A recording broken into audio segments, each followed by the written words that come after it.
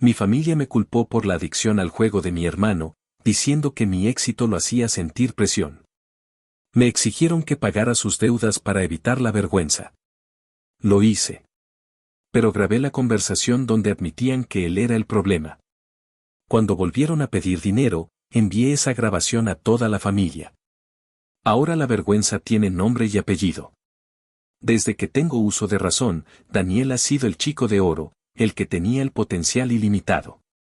Mis padres, Arturo e Isabel, siempre han hablado de él con un brillo en los ojos, describiendo su incapacidad para mantener un trabajo por más de 6 meses como una señal de su espíritu emprendedor indomable. Mientras yo me deslomaba trabajando en restaurantes para pagarme la universidad, sacando un préstamo estudiantil que tardé años en liquidar, Daniel se dedicaba a encontrarse a sí mismo. Lo que en la práctica significaba gastar el dinero de mis padres en una serie de proyectos fallidos que iban desde ser un influencer de viajes, con solo 2 viajes financiados por papá, hasta lanzar una línea de ropa que nunca pasó de 3 diseños en una servilleta. Yo, por otro lado, hice todo como se supone que debía hacerse. Estudié marketing digital, trabajé para una agencia durante 5 años aguantando a jefes insoportables, ahorré cada puto centavo y finalmente me lancé a abrir mi propia pequeña consultora. Los primeros 2 años fueron un infierno, trabajando 16 horas al día desde el pequeño apartamento que alquilaba, comiendo pasta con atún. Pero poco a poco, la cosa empezó a funcionar. Hoy, mi empresa es estable, tengo un par de empleados, me compré un condominio decente en una buena zona y conduzco un coche que no amenaza con desintegrarse en la autopista. No nado en dinero, pero por primera vez en mi vida, siento que tengo el control. Para mis padres, sin embargo, mi éxito nunca fue motivo de orgullo genuino, sino más bien una vara conveniente con la que medir los desafíos de Daniel. Cada logro mío era seguido por un suspiro y un comentario del tipo, ojalá Daniel tuviera tu disciplina, pero él es más un alma libre. Siempre había una excusa, una justificación para su mediocridad. Anoche todo se fue al carajo. Estaba terminando de ver un partido cuando mi teléfono sonó. Era mi madre, Isabel, y su voz era apenas un susurro ahogado por el pánico. Me dijo que necesitaba que fuera a su casa de inmediato, que era una emergencia familiar y que no podía hablar por teléfono. Sentí ese escalofrío que te recorre la espalda cuando piensas que alguien ha muerto. Conduje los 20 minutos hasta su casa con el corazón en la garganta, imaginando los peores escenarios posibles. Cuando llegué, la escena que me encontré era casi peor que cualquier cosa que hubiera imaginado. Mi padre, Arturo, estaba de pie junto a la chimenea, con los brazos cruzados y una expresión de tormenta en la cara. Mi madre estaba sentada en el sofá, con un pañuelo hecho un ovillo en la mano y los ojos hinchados de tanto llorar. Y en el sillón de enfrente, hundido, estaba Daniel. No me miró. Su cara era una máscara de autocompasión. Me senté y esperé. El silencio era tan denso que se podía cortar con un cuchillo. Finalmente, mi padre habló, y su voz era grave, como si estuviera anunciando una catástrofe nacional.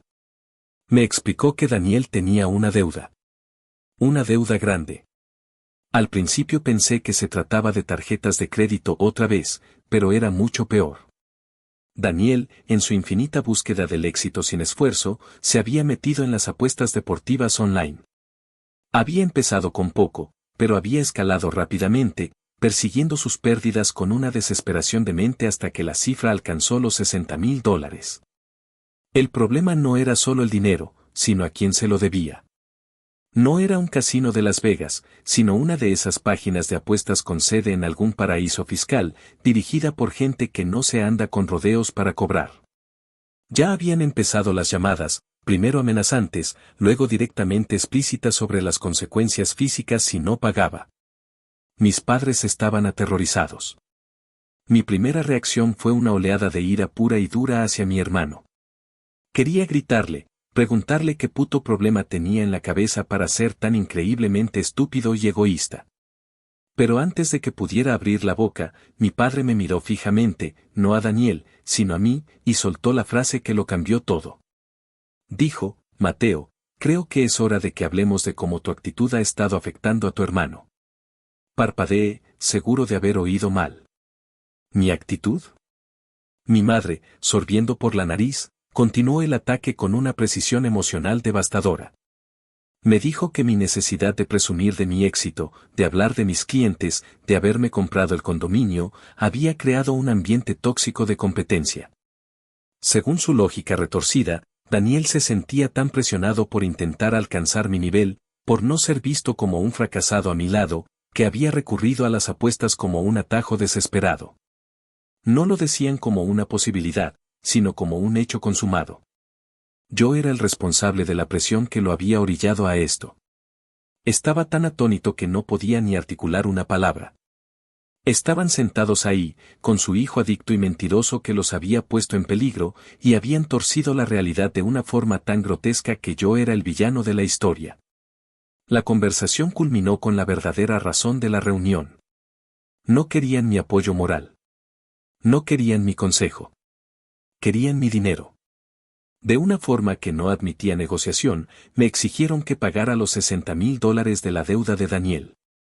Mi padre lo planteó como si fuera mi obligación ineludible, diciendo que era mi deber como hermano mayor y como el que tiene los medios solucionar esto para proteger el buen nombre de la familia.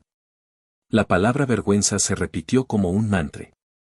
La vergüenza de que los vecinos se enteraran, la vergüenza de que el resto de la familia supiera que su hijo perfecto era un adicto al juego.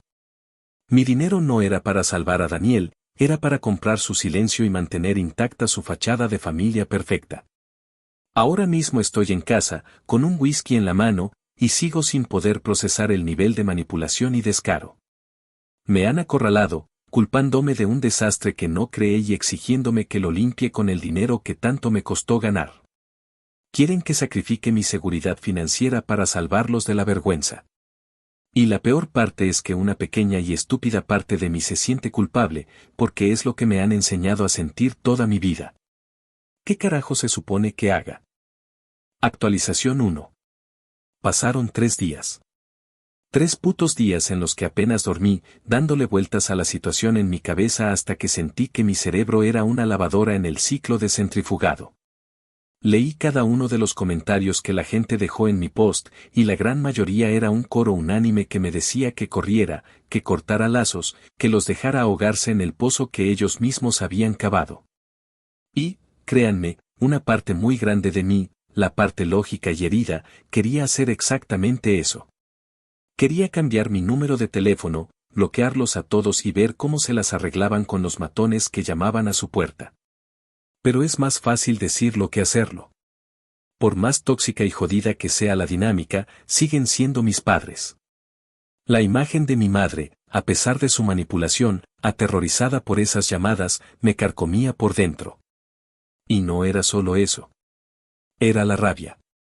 Una rabia fría y calculadora que se asentó en mi pecho. Si simplemente me iba, ellos seguirían con su narrativa, contándole a toda la familia cómo su hijo desagradecido los abandonó en su peor momento. Yo volvería a ser el malo. No, no iba a darles esa satisfacción. Si iba a caer, me llevaría a la puta casa con ellos. Fue entonces cuando una idea, inspirada por algunos de los comentarios más maquiavélicos, empezó a tomar forma en mi mente. No iba a ser su víctima. Iba a ser su salvador, pero en mis propios términos. Con esa resolución, los llamé al cuarto día.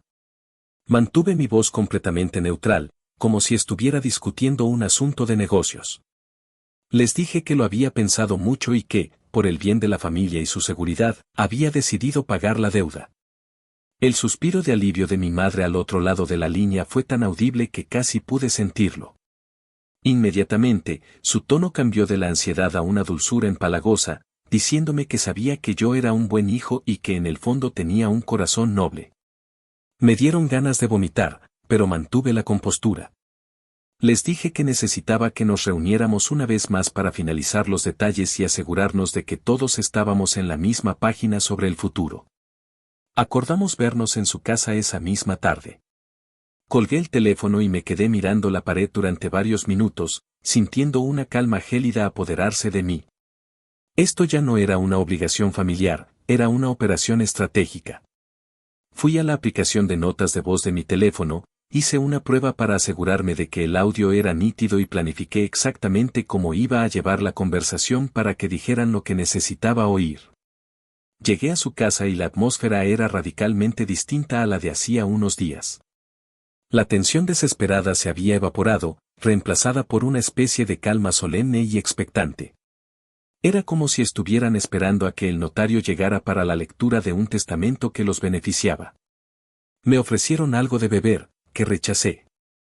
Nos sentamos en el mismo salón, en los mismos lugares, pero la dinámica de poder, aunque ellos no lo sabían, había cambiado por completo. Empecé a hablar, con una voz tranquila y serena que no sentía como mía. Les expliqué que, para poder hacer una transferencia de esa magnitud, necesitaba establecer unas condiciones muy claras, no por desconfianza, sino para la salud de la familia a largo plazo. Lo primero, les dije, es que esto era un regalo, no un préstamo, pero era un regalo que solo se daría una vez en la vida. Si algo remotamente similar volvía a ocurrir, estarían completamente solos. Asintieron con una seriedad fingida, como si estuvieran firmando un tratado de paz. Lo segundo, le dije mirando directamente a Daniel, era que tenía que comprometerse a asistir a terapia y a un grupo de jugadores anónimos durante al menos un año, con pruebas de asistencia. Él murmuró un sí, claro, sin levantar la vista del suelo.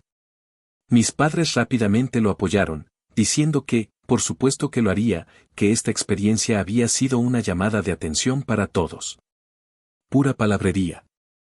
Entonces, cuando ya los tenía relajados y sintiendo que habían ganado, lancé el anzuelo. Hice una pausa, suspiré como si estuviera luchando con mis propias emociones, y dije que, para poder pasar página de verdad, necesitaba una última cosa de ellos, honestidad total. Les recordé nuestra conversación anterior, como me habían dicho que mi éxito y mi estilo de vida habían contribuido a la presión que sentía Daniel. Les dije que esa idea me había estado torturando y que, para mi propia salud mental, necesitaba entender si de verdad creían eso. Mi padre empezó a dar rodeos, diciendo que las situaciones familiares son complejas y que muchos factores entran en juego. Pero yo insistí, con una suavidad calculada. Le dije, papá, lo entiendo. Pero solo por mi tranquilidad, necesito que me lo digan sin filtros. Estamos a punto de mover $60,000 para solucionar esto. La razón fundamental por la que estamos en esta habitación, hablando de matones y de deudas, ¿es por la presión que yo ejercí, o es porque Daniel tiene un problema con el juego y tomó una serie de decisiones catastróficas? El silencio se estiró. Daniel parecía querer que se lo tragara la tierra. Fue mi madre, ansiosa por cerrar el trato y conseguir el dinero, la que finalmente cedió. Suspiró profundamente y dijo, con una voz que pretendía ser compasiva, «Ay, Mateo, claro que es por el juego. Daniel tiene un problema, lo sabemos, y ha cometido un error espantoso. Lo de la presión, es solo que como madre intento entender por qué. Pero el problema, el verdadero problema, es su adicción. Ahora mismo, lo más importante es resolver esto sin que el escándalo destruya la reputación de la familia. Y tú eres el único que tiene el poder de ayudarnos a evitar esa vergüenza». Y ahí estaba. La confesión completa. La admisión de que el problema era él, no yo, y la confirmación explícita de que mi papel en todo esto era simplemente el de ser la billetera que lo salvaba de la humillación pública. No dije nada más. Saqué mi teléfono, abrí la aplicación del banco y, delante de ellos, inicié la transferencia a la cuenta que me habían indicado. Ver esos 5 ceros salir de mi cuenta de ahorros, el dinero de mis noches sin dormir y mis fines de semana trabajando, fue como si me arrancaran un órgano vital. Cuando la transacción se confirmó, mi padre me dio una palmada en la espalda, un gesto torpe y rígido. Mi madre me abrazó, susurrando gracias, mi niño con una emoción completamente falsa. Daniel, por su parte, apenas logró articular un gracias casi inaudible. Me fui de allí sin decir una palabra más. Al subir a mi coche, con las manos temblando ligeramente, detuve la grabación. La reproduje. La voz de mi madre era clara como el cristal, una prueba irrefutable de su traición y manipulación. Me sentía asqueado, violado financieramente, pero también sentía una extraña sensación de poder. Había pagado un precio muy alto, pero acababa de comprar la póliza de seguros más cara y jodidamente necesaria de mi vida. Solo era cuestión de tiempo para que tuviera que usarla. Actualización 2. Han pasado 6 meses desde el día en que transferí una parte considerable de mis ahorros para limpiar el desastre de mi hermano. 6 meses en los que mi familia ha hecho un esfuerzo monumental por actuar como si nada hubiera pasado, por barrer la mierda debajo de una alfombra de normalidad forzada. Las primeras semanas fueron las más extrañas. Hubo una fase de gratitud que era tan falsa que me provocaba náuseas. Tuvimos una cena familiar en la que mi padre, Arturo, levantó su copa y brindó por mí, llamándome el pilar de esta familia, el hombre que había dado un paso al frente en un momento de crisis. Todos aplaudieron, incluido Daniel, quien me dedicó una sonrisita que no le llegaba a los ojos. Me sentí como un espectador en una obra de teatro mal escrita, viendo a un elenco de actores interpretar un papel que no sentían, todo para su propia conveniencia. Sabía que no estaban brindando por mí, sino por el hecho de que su secreto seguía a salvo, de que la fachada seguía intacta. Yo era el pilar que sostenía su mentira, y eso era lo único que les importaba. Fiel a su palabra, o más bien, a la palabra que le obligaron a dar, Daniel empezó a asistir a las reuniones de jugadores anónimos. Duró exactamente 3 semanas. Cada vez que hablaba con mi madre por teléfono, ella me daba un informe de progreso como si estuviera hablando del tratamiento de un mártir. Después de la primera semana, el discurso era que Daniel lo encontraba muy deprimente y que estar rodeado de tanta negatividad no era bueno para su recuperación. A la segunda semana, ya decía que él no era como esa gente, que su caso era diferente, que lo suyo había sido un error de cálculo puntual y no una adicción de verdad. Para el final de la tercera semana, ya se había autodiagnosticado como completamente curado. Dejó de ir, anunciando que ya había aprendido todo lo que necesitaba y que tenía la situación perfectamente controlada. Mis padres, en lugar de confrontarlo, aceptaron su versión con un alivio palpable. Para ellos, las reuniones no eran una herramienta para su recuperación, sino una penitencia que ya había cumplido. Su asistencia era el precio simbólico que pagaba por el rescate, y una vez pagado, podían volver a la cómoda negación de siempre. Por mi parte, construí un muro. Un muro invisible pero increíblemente sólido entre ellos y yo. Las llamadas se volvieron más cortas, mis respuestas más concisas. Dejé de ofrecer detalles sobre mi trabajo o mi vida personal, convirtiéndome en un experto en respuestas de una sola palabra. Las invitaciones a cenar en su casa las declinaba educadamente, inventando compromisos de trabajo, y en su lugar proponía vernos para un café rápido en un lugar neutral. Quería evitar su territorio, ese salón donde se había escenificado mi humillación. Cada interacción se sentía como un campo de minas, y yo navegaba por él con una cautela extrema. Durante este tiempo, la grabación de audio en mi teléfono se convirtió en una especie de amuleto oscuro. La guardé en mi computadora, en un disco duro externo y en 2 servicios diferentes en la nube. A veces, en las noches de insomnio, la escuchaba. Escuchaba la voz temblorosa de mi madre admitiendo la adicción de Daniel, la voz de mi padre tratando de desviar la culpa y, sobre todo, la justificación de que todo era para evitar la vergüenza. Escucharla no me hacía sentir bien, pero solidificaba mi resolución. Era el ancla que me mantenía firme, recordándome que mi distancia y mi frialdad no eran una reacción exagerada, sino una defensa necesaria. Daniel, por supuesto, no tardó en volver a su estado natural de sanguijuela. Una vez que la crisis se desvaneció en el pasado, su sentido del derecho resurgió con fuerza. Un par de meses después del pago me llamó con un entusiasmo que solo podía significar una cosa: tenía otra idea de negocio que iba a revolucionar el mundo. Esta vez se trataba de una experiencia curada de café a domicilio, una caja de suscripción. Me explicó el concepto durante 20 minutos, usando un montón de jerga de startups que claramente había aprendido en algún video de YouTube. La llamada terminó, como era previsible, con él pidiéndome $5,000 como capital semilla para arrancar el proyecto. Lo escuché pacientemente y, cuando terminó, le dije, con una calma absoluta: no, Daniel. No voy a darte dinero. Hubo un silencio atónito al otro lado de la línea. No se enfadó, al menos no al principio. Su tono era de genuina incredulidad, como si yo acabara de decirle que el cielo era verde. Me preguntó por qué, que si no creía en él. Le respondí que mis finanzas personales ya no estaban disponibles para sus aventuras empresariales. La llamada terminó de forma incómoda.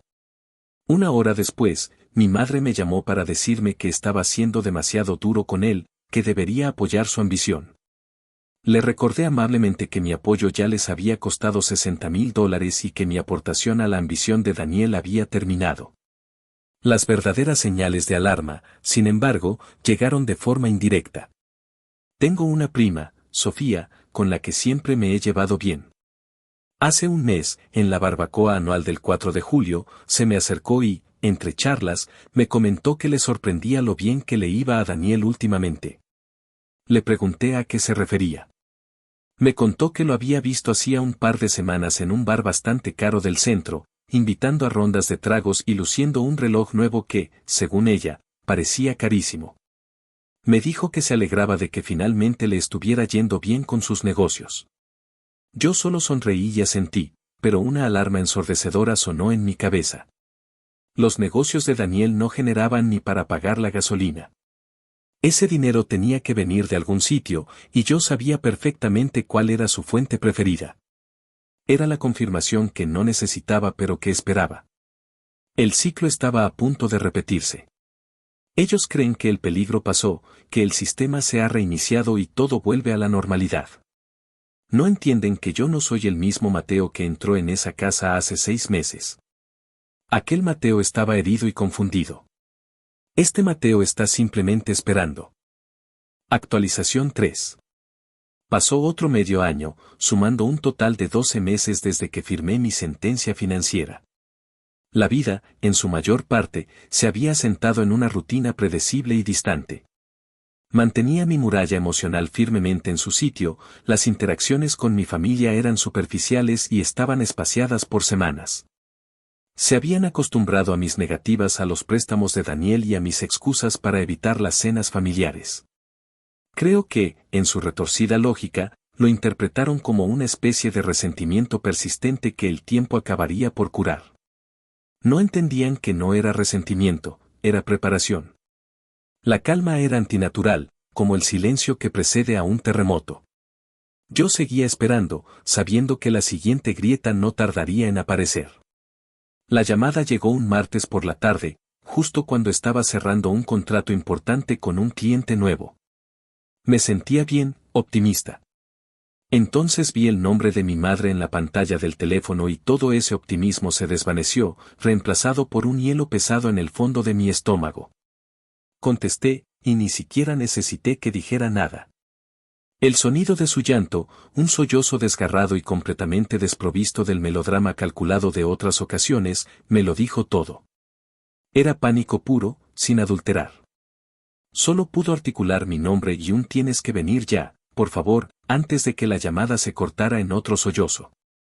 El viaje en coche a su casa fue diferente esta vez. No sentí la rabia confusa del primer año, ni la fría determinación de la segunda reunión. Lo que sentí fue una especie de finalidad sombría, como un cirujano que se dirige a una operación que sabe que será una amputación. No había duda en mi mente de lo que estaba a punto de suceder, ni de lo que iba a hacer. Cuando llegué, la puerta estaba entreabierta. Entré y la escena en el salón era una versión desoladora de la del año anterior. Mi padre, Arturo, no estaba de pie con aire de suficiencia, sino sentado en su sillón, encorvado, con la cabeza entre las manos. Parecía haber envejecido 10 años en un año. Mi madre estaba en el sofá, meciéndose ligeramente, con la mirada perdida en la nada. Daniel estaba de pie junto a la ventana, dándome la espalda. Esta vez no había autocompasión en su postura, sino la rigidez de un animal atrapado. El aire estaba cargado, no de tensión, sino de una derrota absoluta. Sobre la mesa de café había una pila de papeles con el membrete de un banco, encabezados por palabras en negrita como aviso final de ejecución hipotecaria. Dejé que el silencio se prolongara hasta que se hizo insoportable. Finalmente, fue mi padre quien habló, sin levantar la vista. Su voz era un murmullo ronco, despojado de toda su autoridad habitual. Me explicó la situación, y cada palabra era peor que la anterior. Daniel no solo había vuelto a apostar, sino que lo había hecho a una escala que empequeñecía su desastre anterior. Después de que le corté el grifo, se había vuelto más creativo. Había interceptado el correo, había encontrado los papeles de la hipoteca de la casa, que estaba casi pagada después de 30 años de trabajo de mi padre. Con esos documentos, y falsificando sus firmas con una habilidad que debió de practicar, solicitó una línea de crédito con garantía hipotecaria. Un segundo préstamo sobre la casa. El banco, viendo el capital acumulado, se lo concedió sin demasiadas preguntas. $70,000. Se los pulió todos en menos de 2 meses, apostando en partidos de baloncesto, carreras de caballos, cualquier cosa que le diera esa descarga de adrenalina. Por supuesto, lo perdió todo. Y luego, dejó de hacer los pagos. El banco había estado enviando avisos durante meses, pero él los había estado escondiendo. La carta sobre la mesa era el ultimátum: o pagaban la totalidad del préstamo en 30 días, o la casa de su vida, la única posesión de valor real de mis padres, se iría a subasta. Esta vez, nadie mencionó mi éxito, ni la presión, ni ninguna otra gilipollez. La realidad era demasiado aplastante como para disfrazarla. Después de que mi padre terminó su relato, mi madre finalmente me miró, y sus ojos eran los de una suplicante. Me dijo que esta casa era todo lo que tenían, que eran demasiado mayores para empezar de nuevo, que acabarían en la calle. Suplicó, con una desesperación genuina que nunca antes le había visto, que los ayudara. Dijo que no se trataba de Daniel, que él pagaría por lo que había hecho, pero que por favor no dejara que ellos, sus padres, lo perdieran todo por su culpa. Daniel se dio la vuelta. Tenía la cara hinchada y roja, y las lágrimas corrían por sus mejillas. Empezó a balbucear una disculpa, diciendo que era un monstruo, un adicto, que nos había fallado a todos y que se merecía lo peor. Era una actuación patética y desesperada, el último recurso de un hombre sin opciones. Intentaban separarse de él, presentándose a sí mismos como víctimas colaterales de su catástrofe, con la esperanza de apelar a la lástima que aún pudiera quedarme por ellos. Me estaban pidiendo que salvara la casa, que los salvara a ellos de las consecuencias de haber criado y protegido al monstruo que ahora los estaba devorando. Escuché cada palabra, cada sollozo, cada súplica. Dejé que expusieran toda su desesperación ante mí, sin interrumpirlos. Me convertí en una estatua de piedra, absorbiendo su pánico sin dejar que me tocara.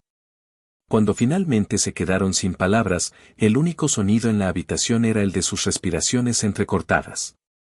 Los miré a los tres, uno por uno: mi padre, un hombre roto; mi madre, una mujer aterrorizada; y mi hermano, un agujero negro con forma de persona. Respiré hondo, preparándome para pronunciar la palabra que había estado guardando durante todo un año. Actualización 4. La palabra salió de mi boca sin adornos, sin rabia, sin vacilación. No. Cayó en el silencio del salón con el peso de una losa de granito. No fue un no de negociación, ni un no que invitara a la discusión. Fue un no absoluto, una puerta de acero cerrándose para siempre. Durante un par de segundos, la única reacción fue el parpadeo incrédulo de 3 pares de ojos. Fue como si hubiera hablado en un idioma extranjero que no podían procesar. Mi madre fue la primera en encontrar la voz, y era un hilo tembloroso, un susurro de negación. Dijo que no podía estar hablando en serio, que esto era su hogar, que debíamos estar bromeando en un momento como este. Mi padre se enderezó en su silla, la máscara de hombre derrotado se resquebrajó para revelar la indignación que había debajo. Preguntó qué significaba no, si acaso entendía la gravedad de la situación, que no estábamos hablando de un capricho de Daniel, sino del techo sobre sus cabezas. Intentaron reanudar sus súplicas, creyendo que tal vez no había entendido completamente las consecuencias, que solo necesitaba escuchar una vez más lo desesperados que estaban para que mi corazón se ablandara. Pero yo no les di la oportunidad de tomar el control de la narrativa de nuevo. Levanté una mano, no de forma agresiva, sino para pedir un silencio que se me concedió por pura sorpresa. Y entonces, con la misma calma con la que había pronunciado mi negativa, empecé a hablar. Les dije que entendía la situación mejor que ellos, porque yo la estaba viendo sin el filtro de 30 años de excusas y habilitación. Les recordé el año anterior, los $60,000 que se esfumaron de mi cuenta bancaria. Les recordé la promesa solemne de que era una sola vez, la garantía de que Daniel iría a terapia y a reuniones, una promesa que se rompió en menos de un mes. Les expliqué, como si estuviera hablando con niños, que darles más dinero no resolvería nada. No salvaría la casa a largo plazo, solo pospondría la siguiente catástrofe, que sin duda sería aún mayor. Les dije que el dinero para ellos no era una solución, sino una droga que adormecía los síntomas sin curar la enfermedad. Cada vez que lo rescataban, cada vez que yo lo rescataba, solo lo hacían un adicto más fuerte y más temerario. Este desastre, les dije, no era un accidente. Era el resultado inevitable y predecible de sus acciones y, sobre todo, de su inacción. Fue en ese momento, cuando se dieron cuenta de que no había argumento que pudiera conmoverme, que su desesperación se transformó en un veneno que habían guardado durante años. La transformación de mi padre fue aterradora. Se puso de pie de un salto, su rostro enrojecido por una furia que no había visto desde que era niño. Su voz, antes un murmullo, ahora era un trueno que retumbaba en la pequeña habitación. Empezó a gritar sobre el sacrificio, sobre cómo él y mi madre se habían privado de cosas para darme una educación, para que yo pudiera tener el éxito que ahora les restregaba en la cara. Me acusó de ser un arrogante, un desagradecido que se sentaba en su torre de marfil a juzgar a su familia. Dijo que me había convertido en una de esas personas frías y materialistas para las que el dinero es más importante que la sangre. Mi madre se unió al coro, su llanto ya no era de miedo, sino de acusación. Entre sollozos, me gritaba que cómo podía dormir por la noche sabiendo que mis padres podrían acabar en la calle, que no tenía corazón, que los estaba abandonando. Y entonces, para rematar, Daniel, viendo que su última esperanza de ser rescatado se desvanecía, dejó caer su acto de penitente y me atacó con una ferocidad que me heló la sangre. Se acercó a mí, con los ojos inyectados en sangre, y me escupió que yo era un cabrón egoísta, que en el fondo siempre había estado celoso de él porque él era el que tenía carisma, el que la gente quería. Gritó que yo había disfrutado cada uno de sus fracasos porque lo hacían sentir superior y que este era mi momento de gloria, verme a mí, el hermano perfecto. Negarle la ayuda para poder destruirlo a él y a nuestros padres de una vez por todas. Me quedé allí, en el centro de su tormenta de odio, y recibí cada insulto, cada acusación, sin inmutarme. Era como si estuviera protegido por un escudo invisible de certeza. Todo lo que decían solo confirmaba la decisión que había tomado.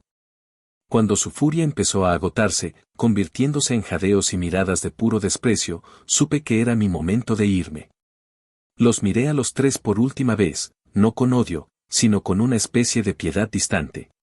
Les dije, con la voz todavía firme, ustedes tuvieron su oportunidad de solucionar esto de verdad hace un año, y eligieron el camino fácil. Eligieron tapar el problema con mi dinero en lugar de enfrentar la verdad. Cada excusa que le pusieron a Daniel desde entonces fue una elección. Ahora yo estoy haciendo la mía. Me di la vuelta y caminé hacia la puerta. Sus voces se reanudaron a mi espalda, una cacofonía de insultos y maldiciones. No miré hacia atrás. Abrí la puerta, salí al aire fresco de la noche y la cerré detrás de mí, cortando sus gritos de golpe. Mientras caminaba hacia mi coche, y luego mientras conducía alejándome de esa calle para siempre, no sentí alegría. Sentí un dolor profundo, el dolor de amputar una parte de ti que está podrida. Pero debajo del dolor, por primera vez en mi vida, sentí el aire llenando mis pulmones por completo. Estaba solo. Y era libre.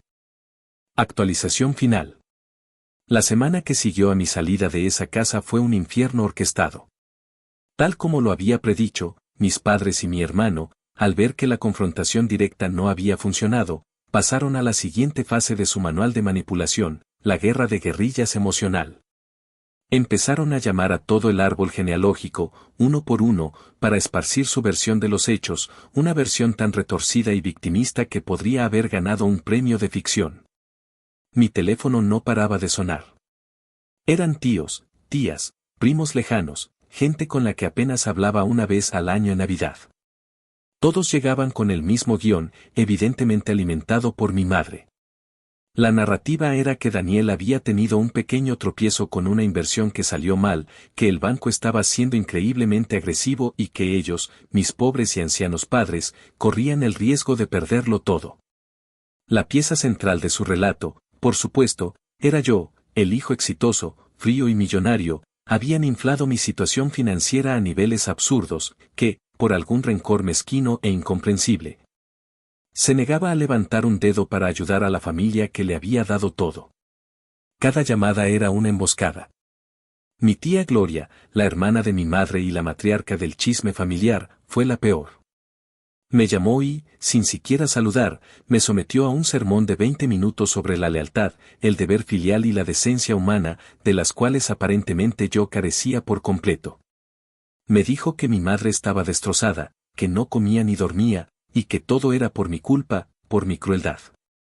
Intenté explicarle que la situación era mucho más complicada, pero ella me interrumpía, diciendo que no había nada que complicar, que era una simple cuestión de ser una buena persona o un monstruo egoísta. La llamada terminó con ella diciéndome que mi difunta abuela se avergonzaría de mí. Ese fue el golpe que rompió mi paciencia. Colgué el teléfono y me quedé mirando la pared, temblando, no de tristeza, sino de una rabia tan clara y pura como el diamante. Habían cruzado la última línea. No solo querían mi dinero, querían destruir mi reputación y mi relación con cada persona de mi familia para conseguirlo. En ese momento, supe que se habían acabado las contemplaciones. Era hora de usar la bomba. Me senté frente a mi computadora esa misma noche, no con el calor de la ira, sino con la precisión fría de un demoledor. Abrí mis contactos y, metódicamente, creé un nuevo grupo de correo electrónico. Incluí a todos, a la tía Gloria, a mis tíos que me habían llamado para sermonearme, a mis primos que me enviaban mensajes pasivo-agresivos, a todos los que habían sido reclutados como soldados en el ejército de mis padres. Luego, abrí mi almacenamiento en la nube y descargué el archivo de audio que había guardado durante un año. El archivo de la verdad. Redacté un correo electrónico. No era largo, ni estaba lleno de rabia o justificaciones. Era simple, directo y letal. El asunto decía, para que todos tengan el contexto completo sobre la situación familiar. En el cuerpo del mensaje, escribí que, dado el abrumador interés de todos en mis finanzas y mis deberes familiares, sentía que era mi responsabilidad compartir la verdad de lo que realmente había sucedido, no ahora, sino hace un año, cuando empezó todo. Les expliqué brevemente que había pagado una deuda de juego de Daniel de $60,000 y que, como parte de esa transacción, tuvimos una conversación muy honesta. Adjunté el archivo de audio y terminé el correo diciendo, les pido que escuchen esto antes de formarse una opinión definitiva. Especialmente la parte donde mis padres admiten la verdadera naturaleza del problema de Daniel y la verdadera razón por la que necesitaban mi dinero, para evitar la vergüenza. La vergüenza que ahora intentan adjudicarme a mí. Después de que escuchen esto, les pido respetuosamente que pierdan mi número y mi correo electrónico. Les deseo lo mejor. Di un último vistazo a la lista de destinatarios, respiré hondo y le di al botón de enviar. El silencio que siguió fue inmediato y absoluto. Fue como si el universo entero contuviera la respiración. Mi teléfono, que había estado vibrando sin parar durante días, se quedó mudo. Pasó una hora. Luego, empezó. El primer mensaje fue de mi prima Sofía. Solo decía, mierda, Mateo. Lo acabo de escuchar. No tenía ni puta idea. Lo siento muchísimo. Luego llegó un correo de uno de mis tíos, un hombre generalmente callado, con una disculpa escueta y avergonzada. Uno por uno, empezaron a llegar los mensajes, no de todos, pero sí de suficientes. Eran una mezcla de shock, disculpas y vergüenza ajena. La tía Gloria no me escribió, por supuesto. La humillación debió de ser demasiado grande. Me enteré después, a través de Sofía, que los chats familiares habían implosionado. Se desató una guerra civil de acusaciones. La familia se dividió entre los que estaban horrorizados por la mentira de mis padres y los pocos que intentaban defenderlos, aunque sin mucho éxito. La vergüenza que mis padres habían intentado evitar a toda costa, la razón por la que me extorsionaron emocional y financieramente, finalmente los había encontrado. Pero no llegó como un rumor o un secreto susurrado, llegó como una grabación en alta definición, una prueba irrefutable de su engaño, enviada a todos aquellos cuya opinión más valoraban. Su reputación quedó hecha cenizas. He bloqueado los números de mis padres y de Daniel. No sé qué pasó con la casa, y por primera vez en mi vida, puedo decir con total honestidad que no me importa. Puede que legalmente sigan siendo mi familia, pero la conexión que nos unía se ha disuelto para siempre. No siento felicidad, no exactamente. Siento una paz tranquila y expansiva. Es la paz de un prisionero que ha sido exonerado después de una larga condena. Es la paz de saber que la carga de su disfunción, una carga que me hicieron llevar desde niño, ya no está sobre mis hombros. Destruí a mi familia tal y como la conocía, pero al hacerlo, me salvé a mí mismo. La vergüenza por fin tiene el nombre y la dirección correctos. Y ya no es la mía.